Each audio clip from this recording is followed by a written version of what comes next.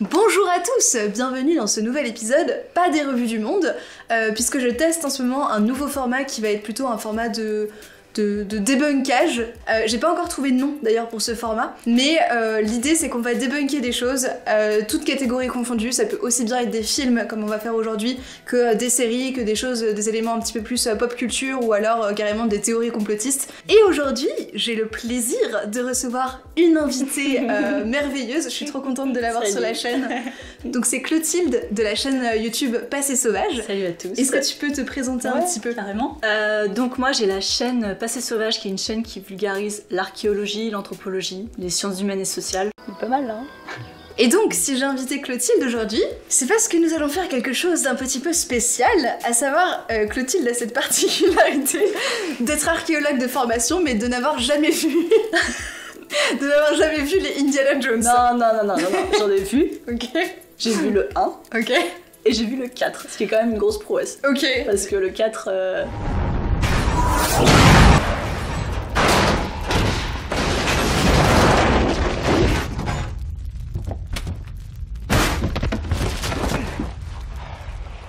Je sais qu'il y a Sean Connery à un moment, okay. Ça pourrait m'intéresser.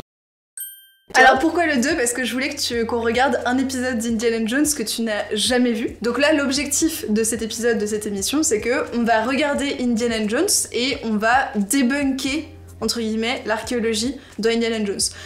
Et bah écoute, c'est parti, on est parti, go. Allez.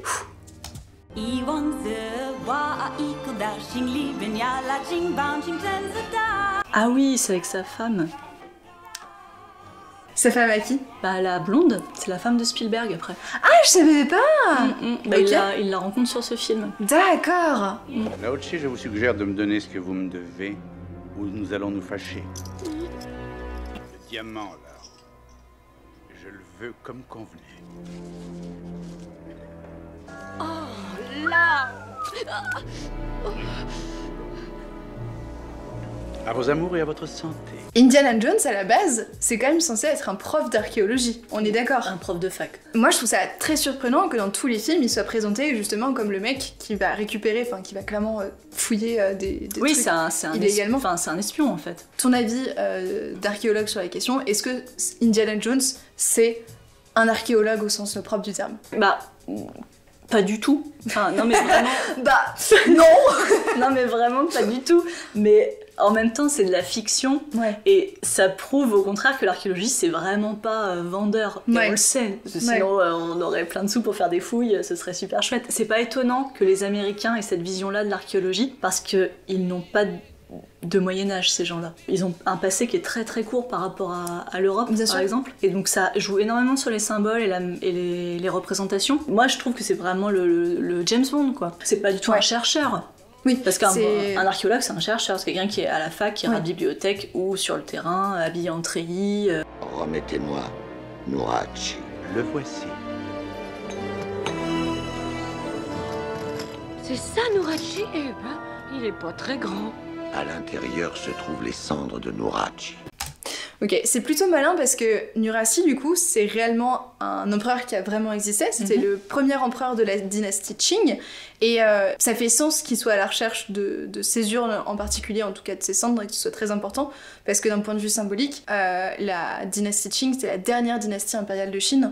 Donc c'est quelque chose qui est très important pour le peuple chinois. Alors, pour remettre dans le contexte, à l'époque, la Chine, elle est gouvernée par la dynastie Ming. Les tribus Jurchen, qui occupent le nord-est de l'Asie, ils sont leurs vassaux, ils sont soumis.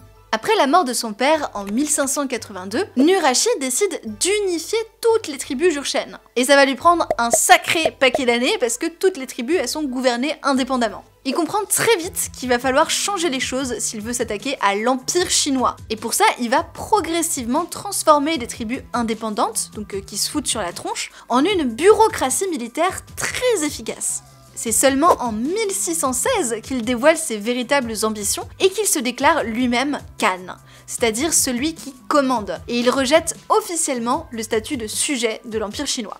Les années suivantes, il continue l'expansion de son territoire, mais cette fois-ci en s'attaquant directement aux Ming. Bon, pas de bol parce qu'il crève en 1626 avant d'avoir pu réaliser son ambition. Ce sont ses fils qui vont finir la conquête de l'Empire chinois et officialiser la dynastie Qing en 1644. Nurhaci est donc considéré comme le premier empereur de la dynastie Qing à titre posthume, puisqu'il est l'instigateur de la dynastie. Ça fait sens en soi qu'ils aient pris son corps sous forme de cendre, parce qu'on sait qu'au XVIIe siècle, la crémation c'était une pratique qui était relativement commune chez les Jurchen, et donc c'est tout à fait plausible qu'ils aient pu incinérer le corps de Nurhaci. Et d'ailleurs c'est plutôt bien joué en fait de la part des scénaristes de l'avoir mis sous cette forme-là, parce que c'est plutôt plausible d'un point de vue historique, et deux, ça permet comme ça à Indiana Jones de se trimballer avec une petite urne et pas avec un cadavre sous le bras. Voilà, c'est un peu plus simple, ouais.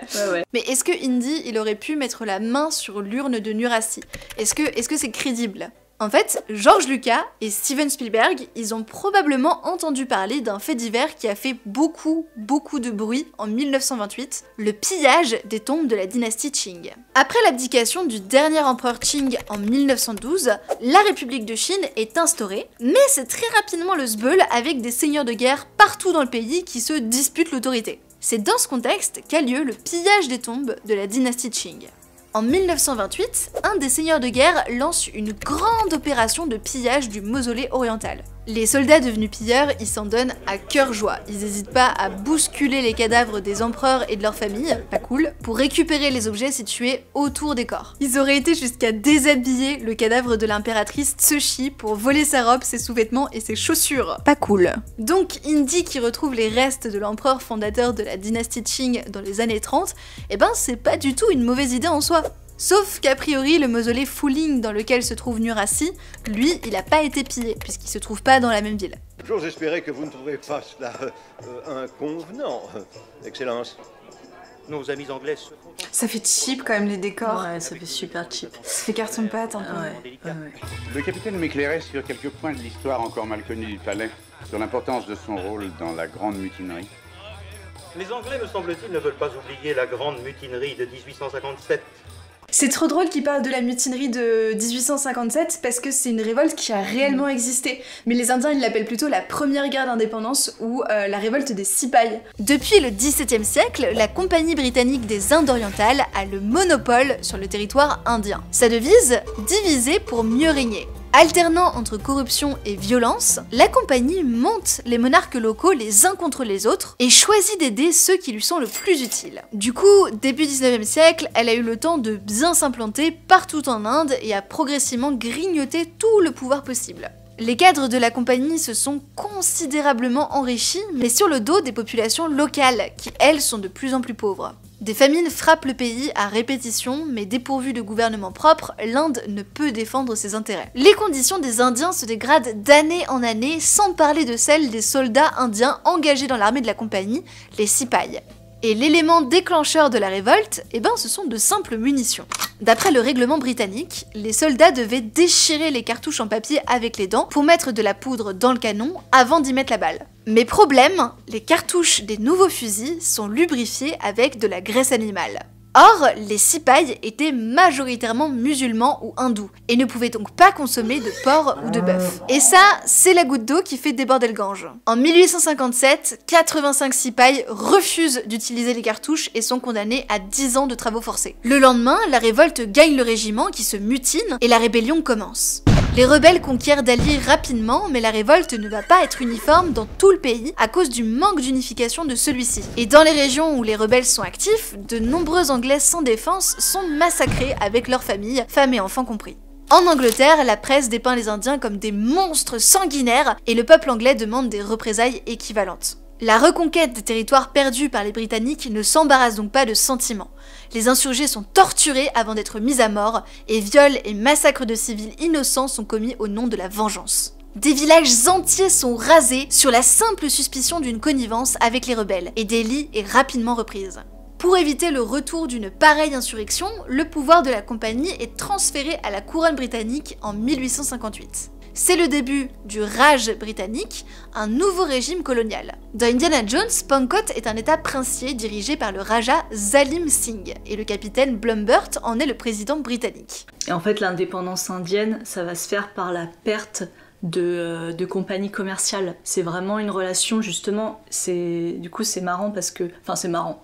Il y a un lien en fait avec ce film où il n'y a que de l'échange de biens matériels, c'est-à-dire de l'argent, des pierres précieuses visiblement, un diamant. Et c'est ce qui se passe en fait dans l'histoire de l'Inde. L'indépendance, c'est la perte de certaines parties de sociétés commerciales. Donc c'est pas anodin en fait que la révolte des Sipahs de 1857 elle soit abordée pendant le dîner, parce que c'est un événement qui a vraiment durablement marqué les esprits et qui a marqué pour le coup l'Inde.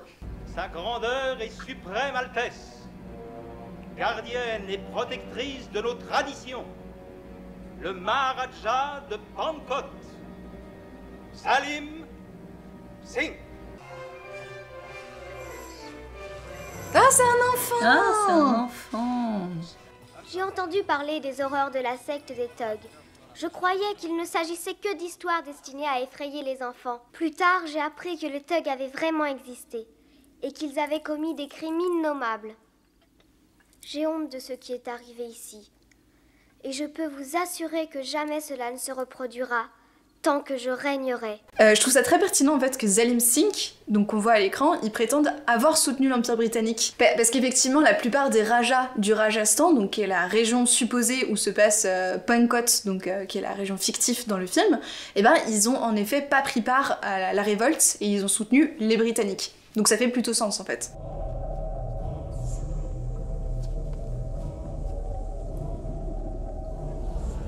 C'est la pierre qui a été volée au village. C'est une des pierres de Sankara. Je sais pas si c'est une volonté des scénaristes, mais les pierres de Sankara, je trouve qu'elles ressemblent beaucoup aux Shiva Linga, qui sont les symboles du dieu Shiva. C'est les pierres oblongues là avec des traits. C'est ça, et après ils sont c'est souvent représenté dans un espèce de réceptacle avec un bec verseur. Les Thugs, ils célèbrent leur culte. Ils adorent et vénèrent Kali. Kali, c'est bel et bien une déesse hindoue, elle a réellement existé, c'est la déesse de la destruction. La représentation de Kali, là, dans Indiana Jones, elle est franchement pas nulle du tout. On retrouve les éléments importants, comme par exemple là, les crânes, on a aussi le pagne du bras, elle tient un crâne dans une main, dans l'autre main, elle tient un sabre et elle a la peau plutôt foncée. Donc ils ont pas fait un mauvais travail à représenter Kali. Alors là, pour le coup, dans le film, les décorateurs, ils ont été encore plus loin que les représentations classiques, ils l'ont vraiment fait effrayante avec un côté un peu squelettique et tout ça. Ouais, mais je crois que ce film il est connu pour être le plus sombre de la saga. Ouais, c'est très morbide. C'est très sombre, et d'ailleurs il y avait pas mal de fans qui se sont plaints quand il est sorti le film en disant mais c'est plus l'Indiana Jones du 1 où voilà, c'est de l'aventure, les gamins sont contents quand ils voient ça. Là voilà, quand c'est sorti en salle, ça a un peu gêné quoi. Ce qui est drôle, ce qui est paradoxal en même temps, c'est que donc c'est un film qui est très morbide, mais en même temps c'est un des seuls films, si je dis pas de bêtises, où un des personnages principaux qui accompagne Indiana Jones dans ses aventures, c'est un enfant. Ouais. Tu vois, là avec 2001. Donc ouais, c'est assez curieux qu'ils aient fait ça.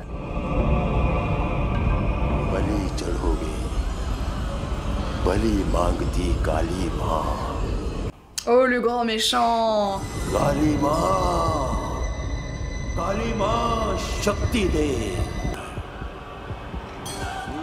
Quoi? Ah ouais! Ah ouais, il l'a... Ah bah il lui arrache le cœur.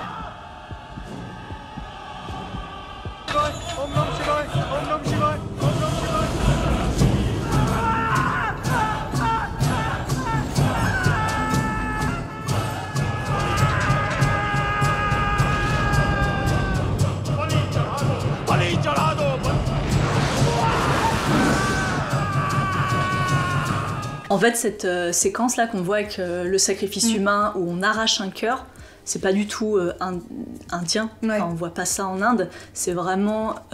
ça, c'est les sacrifices humains aztèques. Ça, c'est très bien documenté. On a des codex. Donc les codex, ce sont des feuilles, enfin des documents iconographiques qui représentent des symboles. Et donc, on a des temples avec plein de petits personnages, et puis en haut, il y a un sacrifice humain, et donc on sort le cœur, et on le pose sur cet autel en pierre, donc c'est exactement ce qu'on voit là, et en plus le décor là, avec les crânes qu'on voit attachés là sur des poteaux, ça aussi, c'est aztèque. Donc ça, c'est complètement étranger au sol indien, et ça c'est propre à Spielberg en fait. Il fait toujours ce qu'on appelle du diffusionnisme, c'est-à-dire estimer qu'une pratique d'un pays c'est diffusé partout dans le monde et qu'on le retrouve partout. Mais après, faut se mettre aussi à la place de ce réalisateur qui est américain et qui du coup est bien plus imprégné par la culture mexicaine que par la culture indienne. D'ailleurs, je fais une petite parenthèse, mais là, du coup, le groupe qu'on voit et dont on a déjà parlé précédemment dans d'autres scènes, notamment pendant le banquet, c'est les Thugs, donc c'est une sorte de société secrète de mercenaires. Et les Thugs, ils ont réellement existé, c'est une vraie confrérie. Dans Indiana Jones, les Thugs, ils sont mentionnés et puis découverts par Indy. Il s'agit d'une confrérie d'assassins adorateurs de Kali, active en Inde au XIIIe jusqu'au XIXe siècle. Et oui, alors fun fact, c'est de là que vient l'expression anglaise être un thug. Se faisant passer pour d'honnêtes voyageurs, les thugs obtenaient la confiance des gens les plus aisés, et lorsque l'occasion se présentait, ils étranglaient leurs victimes avec une corde ou un foulard rituel. Ensuite, ils volaient et enterraient leurs victimes. Les butins étaient quant à eux donnés aux prêtres de l'organisation. Les meurtres, du coup, s'étaient considérés comme des sacrifices humains au nom de la déesse Kali. Et les thugs suivaient ainsi plein de règles religieuses bien classes. Présage pour désigner les victimes, rituels avant et après le meurtre, langage secret codé, la totale du parfait petit assassin mystique. Et donc là, on pourrait peut-être se dire que du coup, le côté arrachage de cœur, c'est peut-être pas propre à l'Inde, mais c'est peut-être propre aux thugs de faire ça, peut-être dans leur cérémonie, sauf que en vérité, dans Indiana Jones, ils ont vraiment poussé le trait au niveau des thugs, puisque ça faisait pas du tout partie des rituels. Tout le côté grandiose comme ça, avec les flammes de l'enfer et on arrache des cœurs et tout ça, c'est pas du tout propre au rituel thug. Puisque même à l'inverse, les thugs, pour considérer que le meurtre était réussi, ils devaient plus ou moins ne pas faire couler le sang. Pour un crime qui était réussi, c'était un crime où il n'y avait pas de sang qui avait coulé. Donc le côté je t'arrache le cœur, ensuite je le jette dans la lave et tout, non. Non, alors que les Aztèques, ils ont vraiment besoin du sang. C'est-à-dire qu'on laisse les traces de sang. Par exemple, sur le Templo Mayor à Mexico, on a retrouvé les traces de sang. Est-ce que tu peux rappeler dans quel contexte ces peuples ils pratiquaient justement le sacrifice, les Aztèques, les Zapotèques, etc. Eh ben, il y a plusieurs hypothèses. Souvent, l'hypothèse numéro 1, donc, c'est la guerre pour faire payer les ennemis, et donc faire une cérémonie qui est très symbolique et qui fait peur. Donc là, ils sacrifiaient les ennemis ou alors des personnes de leur peuple. D'accord, ok. Non, les ennemis. C'est pas forcément, c'est pas vraiment... pas la même chose que la peine de mort comme on a pu connaître en Europe où on décapite, on tue celui qui a fait une faute dans notre propre société. D'accord. Là c'est plutôt une relation avec l'autre, une vengeance, de la vendetta, ce genre de choses. Et puis il y a la religion.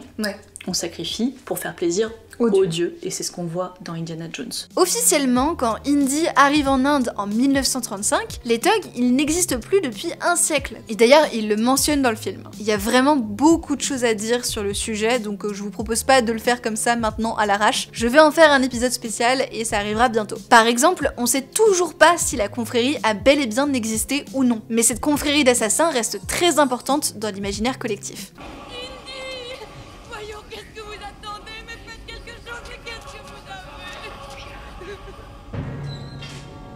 Ah, il est empoisonné, il est hypnotisé. Oui, il est hypnotisé, je pense. Ah, d'accord.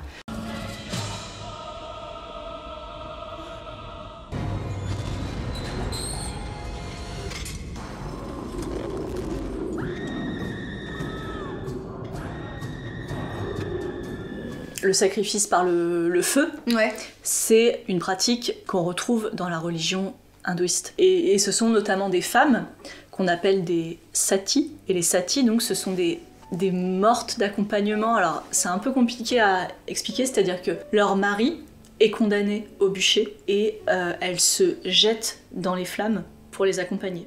C'est de leur propre volonté ou c'est une cérémonie où elles sont obligées de le faire? C'est de leur propre volonté. C'est dans la religion. D'accord, ok. Donc c'est un peu du lavage de cerveau, mais ça c'est fait. C'est quelque chose qui a existé. Les satis, ce sont donc des femmes futures veuves qui sont des mortes d'accompagnement pour les condamner au bûcher.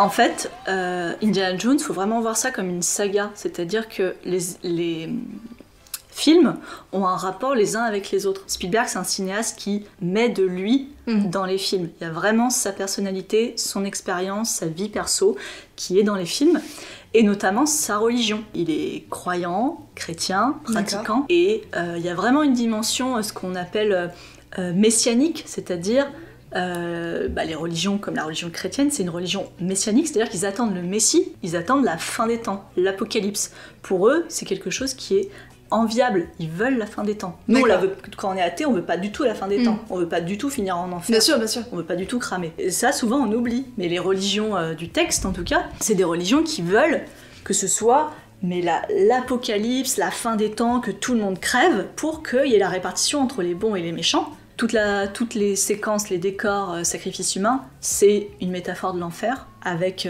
les gens qui vont dans la lave, dans les flammes, et il y a beaucoup de souffrance. Et le 4, par exemple, Indiana Jones 4, ça se termine avec l'arrivée des extraterrestres, qui viennent apporter la solution. Donc c'est la fin des temps, tout le monde meurt sur Terre, et c'est le paradis. Mais le paradis sans les humains, sans vous. Voilà, c'est vraiment une vision très américaine, très catholique, mais c'est une vision de l'histoire qui est, tout à l'heure je disais diffusionnisme, c'est-à-dire essayer d'appliquer une vision de l'humanité à toutes les populations. C'est pas la réalité. Les gens là-bas vivent pas comme ça, et on l'a montré là, on l'a expliqué à plusieurs moments quand on a vu le film, on a dit ça en fait il y a de la confusion, c'est pas exactement ces objets-là à tel endroit. Voilà, c'est comme toutes les fictions qui s'inspire de l'histoire, il faut faire toujours la distinction entre la part de réalité et la part de légende, et là on peut vraiment profiter des œuvres artistiques. Moi j'ai trouvé quand même que on peut leur donner ça, les scénaristes ils ont fait un pas trop mauvais boulot à associer justement histoire-fiction et histoire réelle. On voit ça avec par exemple le côté Les Cendres de Nurashi où ça a été plutôt bien amené, c'est cohérent on va dire dans le storytelling de l'histoire et d'un point de vue historique, c'est plausible. Même chose le fait qu'ils fassent des références à la révolte des Sipais, à la déesse Kali qui la représente d'une façon qui soit également pas trop romancée. Il y a des petits anachronismes, il y a des choses qui vont pas, mais de façon générale moi je trouve on sent qu'il y a eu une réelle volonté de la part du réalisateur et de la part des scénaristes d'incorporer des éléments de notre histoire, de la vie réelle dans le film pour le rendre un peu plus savoureux et lui donner un peu plus de matière, de consistance. Écoutez, voilà, moi je pense qu'on a fait le tour. J'espère que ce premier épisode du nouveau format débunkage vous aura plu. Merci beaucoup Clotilde d'être venue nous aider à voir ce film. D'ailleurs les gars, j'ai besoin de vous dans les commentaires si vous avez des idées de noms pour cette nouvelle rubrique. N'hésitez pas à me les proposer. Petit disclaimer cependant, attention, on fera pas que des films. Là aujourd'hui on a fait un film, on pourra faire aussi parfois des séries, mais on pourra également traiter d'autres choses de pop culture ou alors par exemple de théorie du complot. Vraiment c'est du débunkage de façon très large, donc faut pas qu'il y ait des choses trop précises pour pas m'enfermer dans un format. Et puis écoutez, je vous retrouve dans 2 semaines pour un prochain épisode des Revues du Monde. D'ici là, portez-vous bien. Un petit rappel, allez vous abonner à la chaîne de la merveilleuse Clotilde. Non, son travail est vraiment super. A priori, si vous me suivez, c'est que vous aimez bien l'archéologie et l'histoire. Vous trouverez également du contenu de super qualité sur la chaîne de Clotilde, donc profitez-en. Allez-y. Voilà, et sur ce, on vous fait des bisous. Ouais, salut. Merci Charlie. Merci à toi. Salut.